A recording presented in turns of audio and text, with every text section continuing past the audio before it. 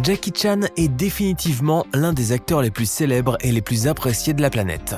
Mais si tout le monde connaît l'incorrigible Jackie, on ne sait que très peu de choses sur sa famille, et surtout sur son fils aîné, JC Chan. Pour ceux qui le connaissent, ce dernier est un chanteur peu connu de pop chinoise, qui n'arrive toujours pas à percer et qui a subi une véritable descente aux enfers ces dernières années. Entre un fiasco critique et commercial et un séjour en prison, la vie de JC est aux antipodes de celle que mène son célèbre paternel. Mais comment donc se fait-il que JC Chan n'ait pas pu réussir à suivre les traces de son père, à qui tout ou presque réussit et qui jongle entre l'argent et le succès? Et quel genre de relation existe-t-il entre les deux hommes? Alors installez-vous bien confortablement, c'est ce que nous allons découvrir dans la vidéo d'aujourd'hui.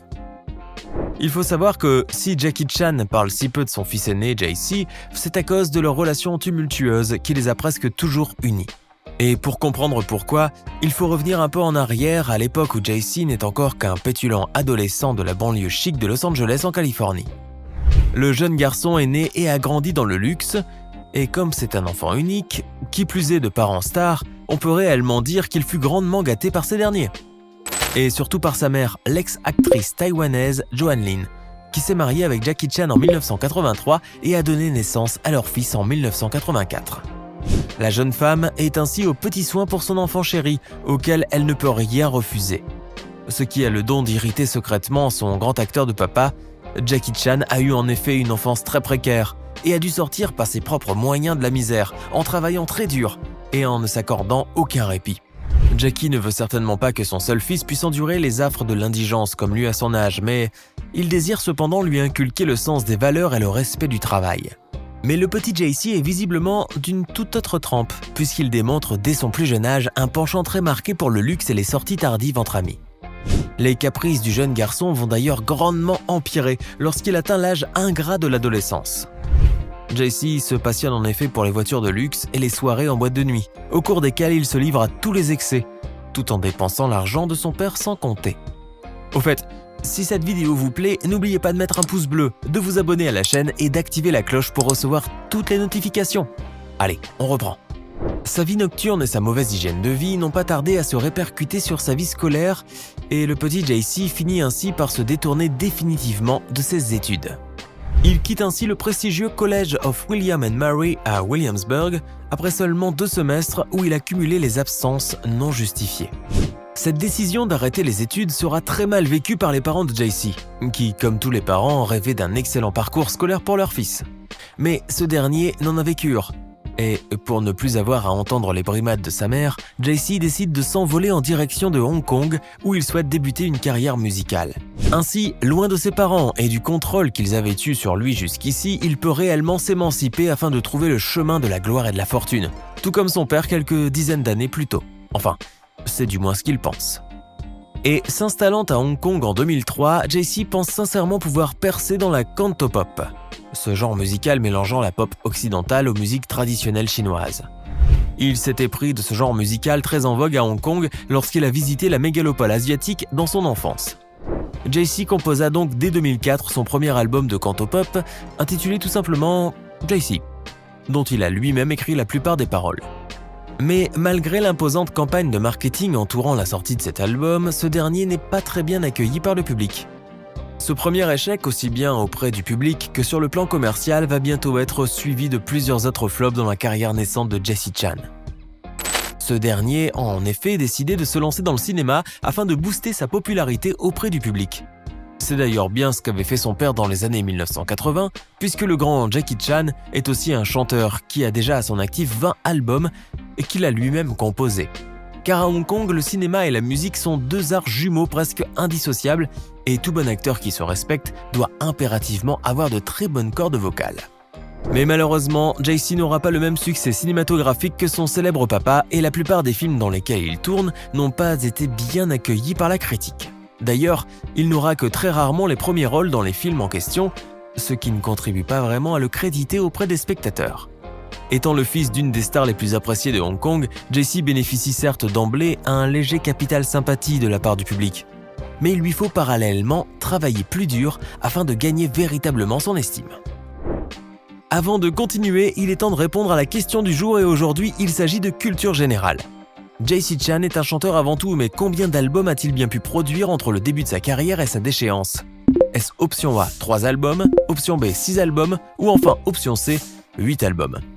Réfléchissez bien et écrivez ce que vous pensez être la bonne réponse dans les commentaires. Réponse tout à l'heure, avant la fin de la vidéo. Pour s'attirer les bonnes faveurs du public hongkongais et chinois, JC va même jusqu'à se défaire de sa nationalité américaine au profit de la citoyenneté chinoise. Cet acte, qui selon lui démontre son haut degré de patriotisme, devait être suffisant pour redorer son blason à Hong Kong et faire affluer les spectateurs dans les salles obscures pour ses premières. Mais il faut dire que les registres romantico-dramatiques et celui de la comédie potage dans lesquels se lance le jeune homme n'ont pas beaucoup d'adeptes dans la mégalopole chinoise. Les Hongkongais préfèrent en effet les films de kung-fu et les comédies d'action, ce qui fut d'ailleurs très exactement la recette du succès de son père, Jackie Chan. Les longs métrages de JC continuent ainsi à engranger les flops critiques et commerciaux. Son film Double Trouble, sorti en 2012, n'a rapporté par exemple que 9 000 $ de recettes au box-office de Hong Kong et pas plus de 45 000 $ aux États-Unis. Ces films sont si mauvais en réalité que le gouvernement chinois a dû émettre un mandat exigeant qu'ils ne soient joués que dans la moitié des cinémas du pays. Malgré cette obligation, ces navets n'intéressent personne et affichent presque toujours des chiffres désastreux au box-office. JC essuie donc de toutes parts les échecs artistiques les plus cuisants, et ce malgré tout l'appui dont il bénéficie de la part de son père et de ses relations dans le show business. Le jeune homme qui voulait séduire le public chinois fut finalement perçu par ce dernier comme un vulgaire playboy dépensier et sans talent, si ce n'est celui d'être le fils de Jackie Chan. Conscient de ce fait et bien déterminé à motiver son fils, ce dernier ira même jusqu'à le déshériter en public. Jackie Chan a déclaré en effet qu'il lèguera son argent à des œuvres caritatives plutôt qu'à son fils, car s'il n'était pas en mesure de faire fortune par lui-même, il ne ferait que gaspiller la sienne. Il faut dire aussi que le grand acteur avait travaillé particulièrement dur pendant la majeure partie de sa vie et voyait donc d'un mauvais œil le caractère dilapideur de son fils, qui ne connaissait pas la valeur de l'argent durement gagné. JC, pour sa part, ne voit pas les choses de la même manière et son attrait pour les soirées festives et luxueuses n'a d'ailleurs pas diminué d'un iota, malgré les sévères réprimandes de son père. Son mode de vie nocturne et excessif n'a pas tardé à lui créer d'autres problèmes, beaucoup plus graves cette fois, et qui ont causé un choc quasiment insurmontable dans la famille Chan. En effet, le 14 août 2014, JC se fait arrêter chez lui par la police de Pékin aux côtés de son ami, l'acteur taïwanais Kaiko. Les deux jeunes hommes sont inculpés pour possession de drogue et la fouille minutieuse de l'appartement a permis à la police de retrouver plus de 85 grammes de marijuana. Au moment de son arrestation, le monde entier de JC semble sur le point de s'écrouler autour de lui, puisqu'il sait qu'il risque très gros. La République populaire de Chine applique en effet une tolérance zéro face à la drogue afin de tenter d'enrayer ce fléau de la société. Et pour lutter efficacement contre son trafic, le système judiciaire chinois applique les punitions les plus lourdes, allant même jusqu'à la peine de mort ou à l'emprisonnement à perpétuité. Alors que son ami, l'acteur taïwanais Kaiko, est finalement relâché par la police après 2 semaines, JC lui est confronté à de très graves accusations judiciaires. Le fils de Jackie Chan est ainsi inculpé non seulement pour possession et usage de stupéfiants, mais aussi pour avoir hébergé d'autres personnes afin d'en faire la consommation.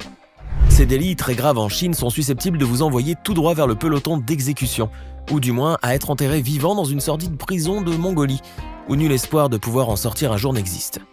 JC passera ainsi en attente de son jugement les plus longues et les plus tortueuses heures de toute son existence. D'autant qu'il ne peut réellement pas compter sur son père, car Jackie Chan avait répété, à qui voulait bien l'entendre, qu'il n'utiliserait jamais ses relations pour alléger la peine de son fils, et ce, quelle qu'en soit sa gravité.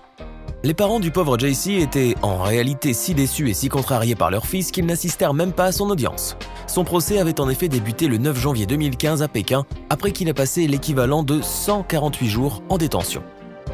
JC sera finalement condamné à 6 mois de prison et à payer une amende de 2000 won, ce qui représente environ 320 $. Comparé aux peines maximales qu'il encourait, cette condamnation était pour le moins providentielle, surtout que JC avait déjà purgé plus de 4 mois sur les 6 mois en question.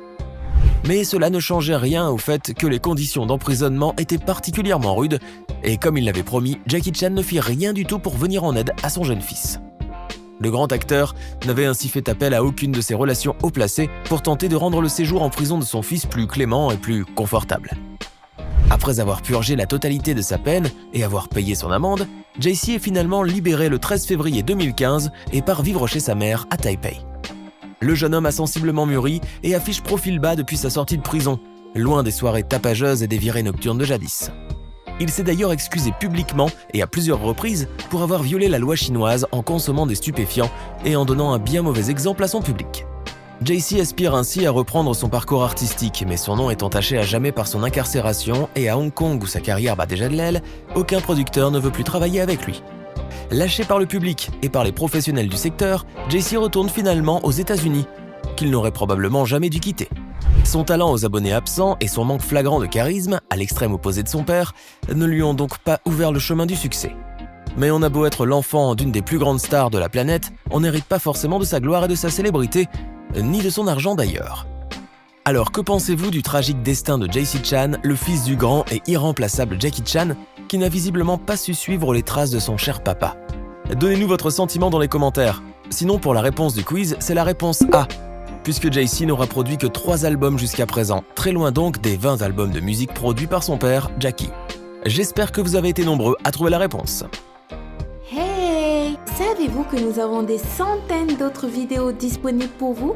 Commencez immédiatement une nouvelle vidéo en cliquant sur l'une de ces 2 propositions et à demain, même heure, même chaîne pour de nouvelles découvertes.